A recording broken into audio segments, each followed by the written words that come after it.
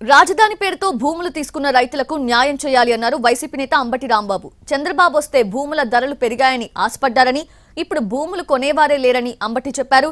తాను దూర సందు లేదు కానీ మెడకు డోల్ అన్నట్టుగా చంద్రబాబు తీరు ఉందన్నారు. తాడికొండలో నిర్వహించిన బాబు షూరిటీ మోసం గ్యారంటీ కార్యక్రమంలో అంబటి రాంబాబు పాల్గొన్నారు.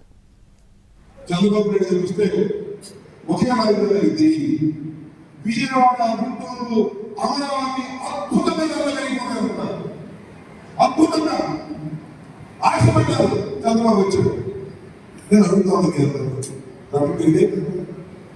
కొనివ్వండి, అప్పుడు కొనివ్వండి. పూర్వమైన వెళ్ళని పరిస్థితి వచ్చేది మాట ఎందుకో తెలుసా? ఈ రావులని 55,000 ఎకరాలు ఏమి చేయకుండా మనం 40,000 ఏదో సాగు తన దూరం ఈ 55,000 ఎకరాలకి దిక్కులేదు. మళ్ళా 45,000 ఎకరాలు అంటే ఇష్టాలు కానీ అక్కడ వింటున్నాం దాని సందర్భంగా కాబట్టి ఒకటే మనం చెప్తున్నాం. రాజధాని విషయంలో చంద్రబాబు నాయుడు గారు చాలా తక్కువ చేస్తున్నాడు. ఒక మహాపట్టణాన్ని నిర్మించాలనుకుంటున్నాం.